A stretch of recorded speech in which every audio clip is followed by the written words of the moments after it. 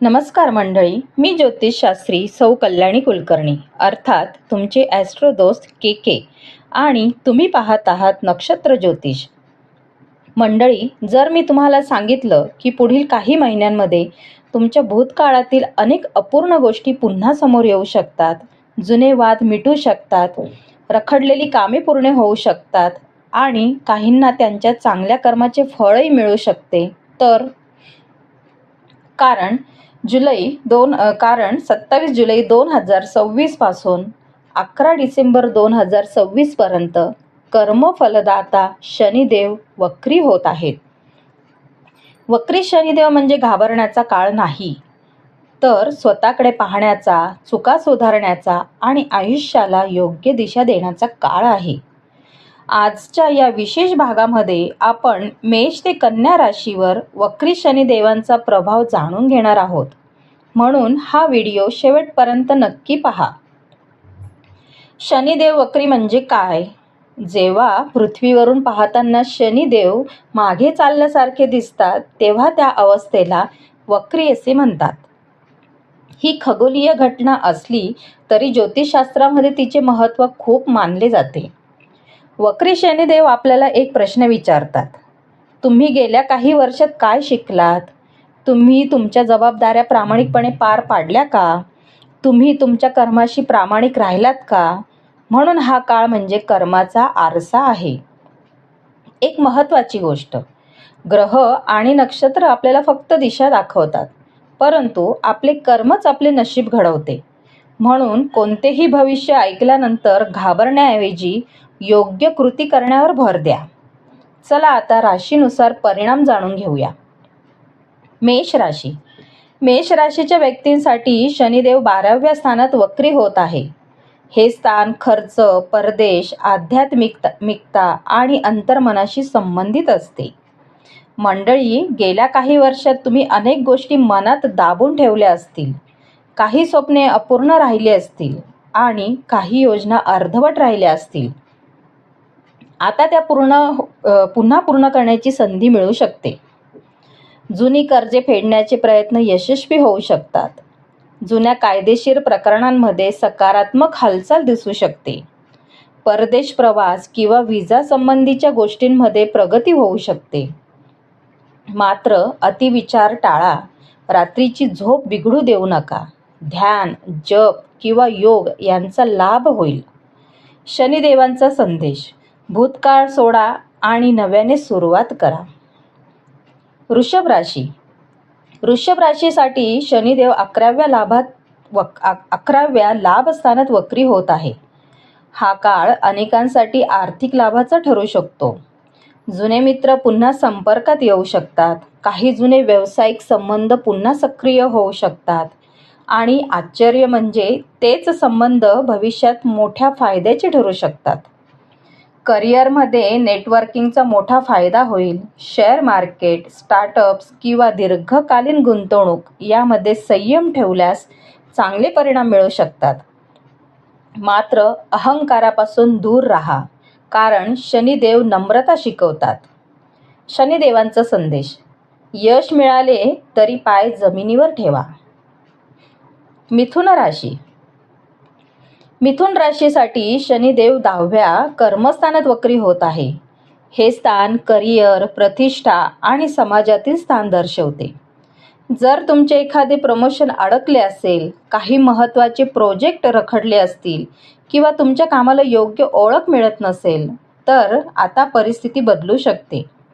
जुने वरिष्ठ किंवा मार्गदर्शक पुन्हा मदतीला येऊ शकतात. तुमच्या मेहनतीचे फळ मिळण्यास सुरुवात होईल. परदेशाशी संबंधित व्यवसाय किंवा नोकरीच्या संधीमध्ये सुधारणा होऊ शकते. मात्र घरातील ज्येष्ठ व्यक्तींच्या आरोग्याकडे लक्ष द्या. शनिदेवांचा संदेश: मेहनतीला पर्याय नाही.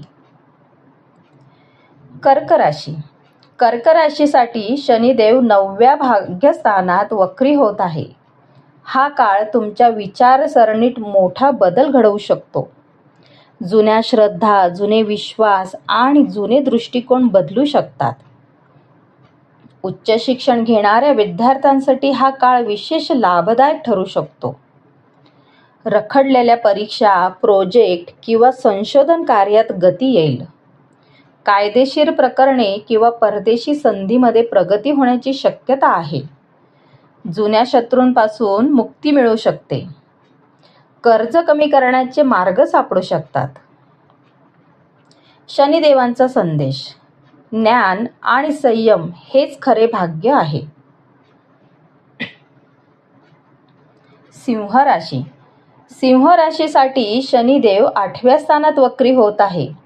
हे परिवर्तनाचे स्थान आहे.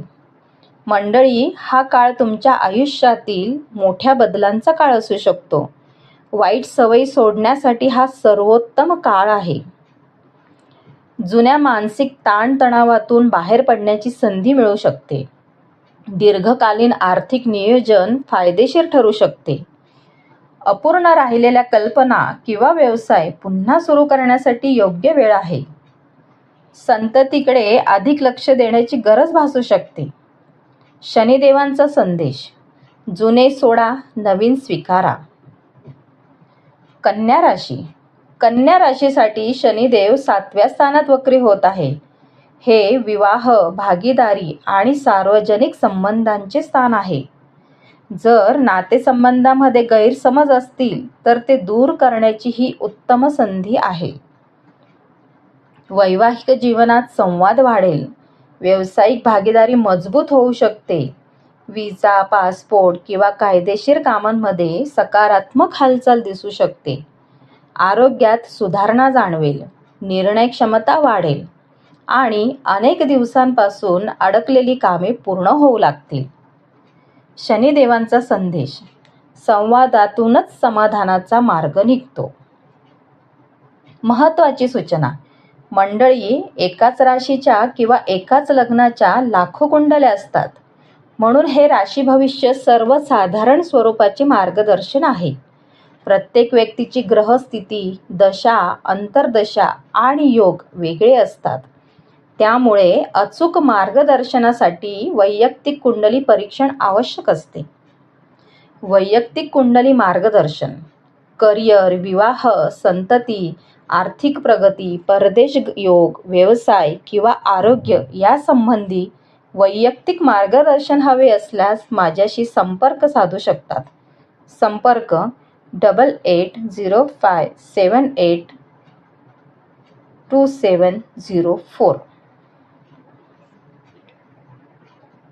मंडळी, आजच्या भागामध्ये आपण मेष ते कन्या राशीवर वक्री शनिदेवांचा प्रभाव जाणून घेतला. पुढील भागांमध्ये आपण तूळ, वृश्चिक, धनु, मकर, कुंभ आणि मीन या राशीविषयी सविस्तर माहिती जाणून घेणार आहोत.